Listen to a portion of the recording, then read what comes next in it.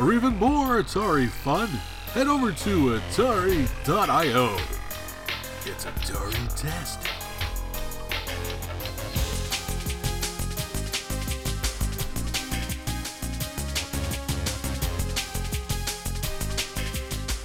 Good old Gyruss. I remember when this came to my local arcade, I was pretty much enthralled with it. You know, being a big fan of Galaga and also Tempest, this game pretty much combined the play elements of both in one. It was almost as if Galaga and Tempest had a love child, and it was called Gyruss. It's actually a really fun game. It's one of those games I wouldn't mind having back in my collection again as a full-size arcade machine. I did have one of these at one time. I sold it off, unfortunately, when I moved, because I didn't really have any room for arcade machines in my new house, which was smaller than my old house. But anyway, back to talking about Gyruss, the arcade version. Gyruss. Love the music in this game. It really draws you in. It's got a nice tune. I really enjoy listening to the sound effects of the game as I'm playing. I can really zen out on this game while I'm playing it. And it is very challenging. You know, especially when you're trying to battle those asteroids that fly at you from the middle of the screen in later levels, and you have those little killer satellites that shoot that beam between them as they come up. You know, the whole goal of the game is you're trying to warp all the way to Earth, and then you start all over again, starting, you know, warping to Neptune and go all the way through the planets back to Earth again at a harder level. And of course, just like Galaga, it's got power-ups where you can get double shots. You know, instead of one single shot, you get two side-by-side shots, which really helps when you get to the challenging stage. Now the trick is trying to keep a hold of that power-up as you do the 3 warps to each planet. It's hard to do the challenging stage with one of those single shots. It's much easier when you have dual shots. And even then, you got to know the timing, where the enemies will come out on the screen in order to, you know, get the maximum amount of bonus points for that challenging stage. Now, the game starts off fairly easy. The enemies don't attack you by, you know, dive bombing and stuff. They don't shoot at you until the next level and the higher levels. Then they start doing kamikaze attacks while they're shooting at you. It gets really crazy. And I always did like the controls of this game. You know, when you move right and left with the joystick, it goes all the way around, you know, 180 degrees, and you go up and down to go around the top or the bottom of the circle. And I always found just rotating the joystick around works really well for me playing this game.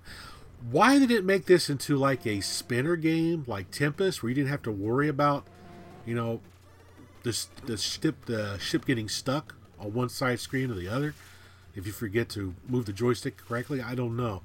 This game would be really cool as a spinner game, I think, you know, like Tempest. But it still works fairly well for what it is. Very colorful. I love the colors they used in this game and the moving background and flying down that warp tunnel, you know, heading to the planet. They did a really good job with this. You know, Konami does good jobs on most of their games anyway, and this is actually no exception to that rule. It's a really fun game. If you get a chance to play this, I highly recommend it. But, you know, back in 1984, around that area or so, I remember when this came out for the Atari 2600. Now, I was still collecting arcade ports for my 2600 at that time, even though I was getting close to graduating high school. And plus, I had an Atari home computer, so I already had Gyruss for my Atari 800 XL that I was programming games on and stuff. So I've already been playing the game on my Atari 800. So when I saw it in the store for the 2600, I was a little hesitant to buy it because, you know, I already had it for my 800 XL, but I wanted to collect arcade ports for my 2600, so I went ahead and picked it up anyway. Considering the limitations of the Atari 2600, this game is not that bad. Now, granted, it has a lot of differences from what the arcade version does. You know, for example, the ships, when they come on the screen and they go to the center, they just kind of like disappear. So you can't destroy ships that are waiting at the bottom of the tunnel like you can in the arcade version. Basically, whatever ships you miss as they come on the screen, they start coming back out of the center of the tunnel. and until you destroy them all. You really don't have many ships you got left until all of a sudden you start to warp to the next level.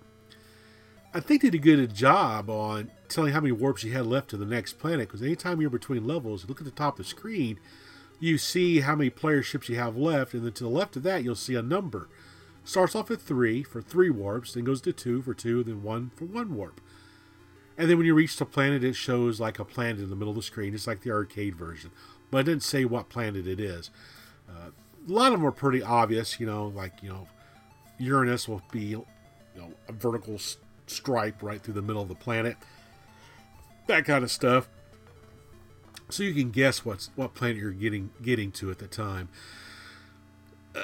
It doesn't really show the bonus points that you get. It just sits there and you see the score counter just counting up as your ship just sits there moving around. And then finally it'll warp at the end. I think it would be kind of cool if they would put like a little thing there saying bonus points, so you know it's counting up bonus points before you go to the next level.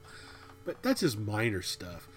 Considering the limitations of the 2600 sound, Parker Brothers did a fairly good job on converting the arcade music to the 2600. Has a few notes that are off, but that's not that big a deal. Most of it sounds really good on the 2600. It's a pretty awesome port of the game to our little 2600 console. So it's something really cool to add to your collection if you're really into collecting arcade ports like I was, or you just want to collect Atari 2600 games to begin with. It's kind of cool to add to the collection. But anyway, let's take a look at what came in the box. Well, here's the box for Gyruss. Really nice artwork on this box. Really love it. Parker Brothers always did a good job on the artwork on their boxes for the 2600. They're definitely unique. You can pick them out pretty well. You see, this originally sold for $29.97. I'm not for sure what store price sticker this is. I'm not seeing that sticker, kind of sticker before. Under license from Konami. Oh yeah, Konami made a really great arcade game. Love Gyruss. It's one of my favorite arcade games. Of course, in the back of the box, it shows a picture of the gameplay, which is really nice. You can see what you're getting. And we have, of course, a little story here. From the far reaches of Neptune to the safe haven of Earth. Battle your way across the universe in this exciting adventure based on the popular arcade game. Suspense builds with every beat of thrilling and dramatic music, perhaps unlike any video game music you've ever heard before. To these compelling strains, you'll fend off unremitting waves of spiraling, swirling alien ships, piloting your spacecraft in a circular flight pattern. Blast these fiendish intruders with your rapid-fire lasers before they vaporize you. And watch out for killer meteors and deadly satellites along the way. Reach one planet and you'll have just enough time to catch your breath for the next and more difficult wave of enemy attacks that separates you, eventually reaching the sanctuary of Earth. Awesome. I love the little stories they put in these boxes. So inside, what's in the box? We have the cartridge. Pretty cool cartridge. Looks nice on the end there when you stack these up. Love the font. This one's kind of peeling up. A lot of Parker Brother cartridges do this as they get older. The glue starts to break down and they start to come undone. I'll get like some real fine glue, put in there and press it back down. And sometimes you can just rub on it and get to stick again, heat the glue back up. I'll mess with that later. And of course we have our instruction manual. A nice black, white, and red manual. Typical Parker Brothers manual. How the joystick works. Basic on the joystick, your fire button fires left and right, and when you get to the side of the screen, you push forward and you'll go up around the top. So basically you just run your joystick in a circular motion. You just kind of spin around the outside. It's pretty cool. Enemy formations. We have our satellites, our meteors. We have the chance round, the planets, and the music. The music's not too bad on this game. For 2600, it's a little off key in some of the notes, but otherwise it sounds pretty decent on 2600. The actual gameplay is not too bad either. It plays really nice as well, as you heard me talk about while I was, before the unboxing here. The game ends when you lose your last spaceship. Well, duh. Yeah, I figured it in when you lose the last spaceship. Some differences in the game, which I talked about earlier while the game was playing in the background. It's still a fun game to play. Pretty cool. Pretty awesome. Such a great game. If you like arcade ports to 2600, this is definitely one you would want to add to your collection. It's actually not bad. It does have some limitations compared to the arcade game, but the Atari 2600 was never intended to run stuff like this.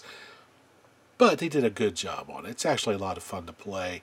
I get it out every once in a while and do a round or two on it. It's actually a lot of fun. Anyway, that's Gyruss from Parker Brothers. Thanks for watching.